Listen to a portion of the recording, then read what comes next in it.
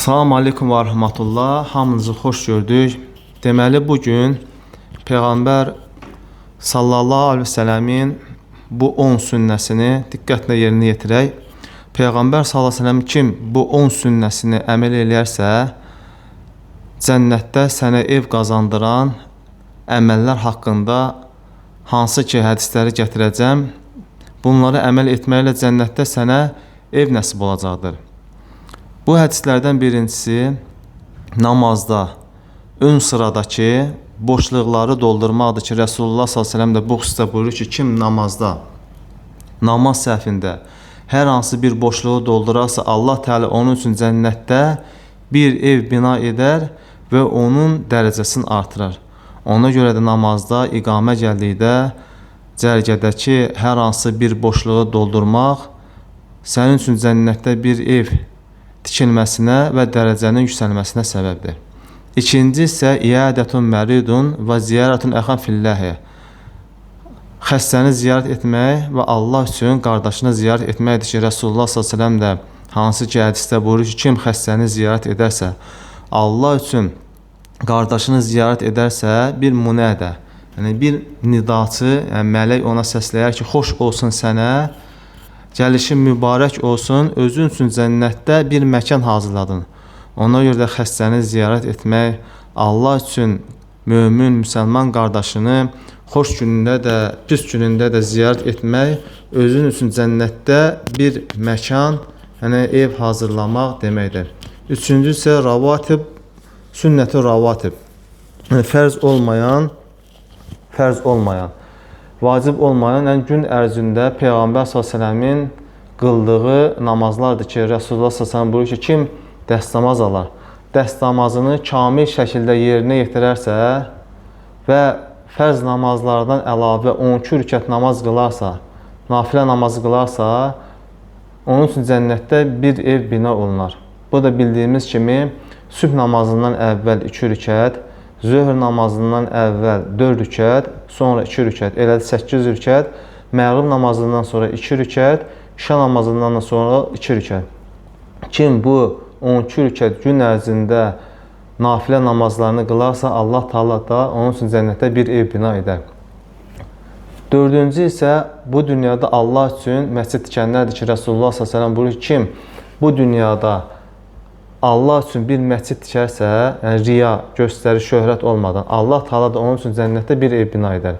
Ona görə də bu dünyada Allah üçün məscid tikənlər, Allahın evini abadlaşdıranlar üçün Allah Taala da onun əvəzi olaraq cənnətdə onlar üçün bir ev bina edəcəkdir.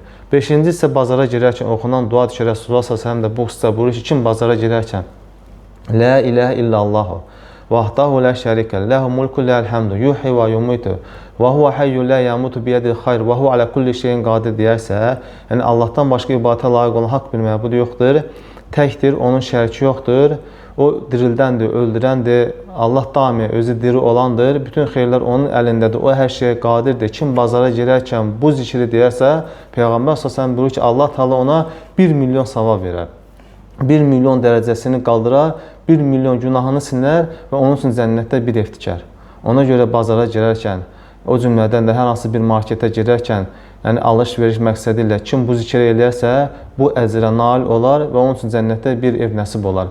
Altıncı isə, hansı ki, mübahisəni tərk etmək, haqlı olsa belə, yalanı tərk etmək, zarafatlı olsa belə və gözəl əxlaq. Hansı ki, Peyğəmbər s.ə.v də bu xüsusda buyurur ki, mən mübahisəni tərk edən kimsəyə, haqlı olsa belə, mübahisəni tərk edən kimsəyə cənnətin kənarında bir evə, zarafatlı olsa belə, yalanı tərk edən kimsəyə cənnətin ortasındakı bir evə, gözəl əxlaq sahibi olan kimsəyə isə cənnətin ən yüksək yerində bir evə zaminəm. Bu da hansı günümüzün önəmli məsələlərindən biridir ki, bunu eşidib əməl etməyimiz lazımdır ki, cənnətdə bizim üçün bir ev nəsib olsun. Altıncı isə Allah üçün hicrət və cihad etməkdir ki, Resulullah s.ə.v də buyurur ki, kim mənə iman gətirər və müsəlman olduğu halda hicrət edərsə, mən də cənnətin kənarında bir evə və cənnətin ortasındakı bir evə və cənnətin ən yüksək yerindəki bir evə onun üçün zaminəm.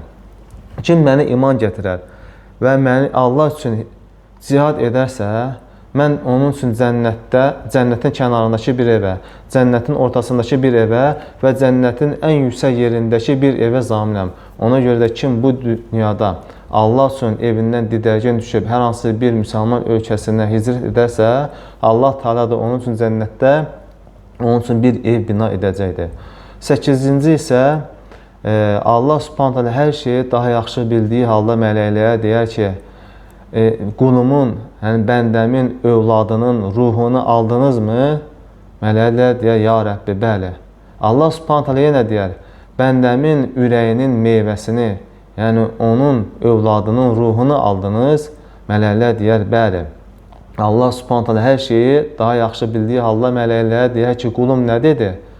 Deyir ki, ya Rəbbi, qulun sənə həmd etdi və innə lillahi və innə ileyhi raciun. Biz Allah'ınıq və Allaha qayıdacaq dedi. Allah Subhanahu taala buyurur ki, mələklərə, qulum üçün cənnətdə bir ev hazırlayın, o evin adı da həmd evi olsun. 9-cu isə duha namazıdır. Yəni 4 rükət qılınan duha namazıdır ki, Rasulullah s.ə.v buyurur ki, kim 4 rükətdən əvvəl 4 rükət namaz qılarsa, onun üçün cənnətdə bir ev tikilər. Hansı ki, Şeyx Albani və digər alimlər də ittifaq etmişdir ki, yəni 4 rükətdən əvvəl, yəni zöhr namazı qəsd olur.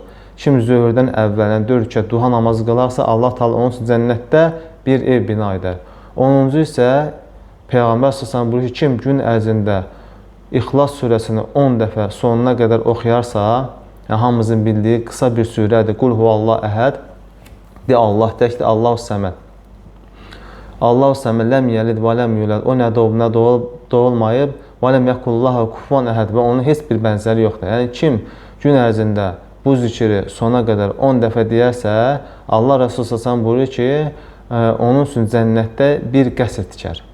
Yəni bir saray tikər və özün üçün cənnətdə bir məkan hazırlar. Allah Subhanahu taala diləyirəm ki, Allah Subhanahu taala bizi cənnət əhlindən eləsin və bu hədisə əməl edərək cənnətdə Allah Subhanahu taala bizim üçün cənnətdə bir ev bina edən qullarını etsin. Allah Subhanahu taala bizi eşidib faydalanır etsin. Subhanakallahumma bihamdik. Əşhədu an la ilahe illə əntə əstəğfiruka və etûbu ileyh. Esselamu aleykum və rahmetullah.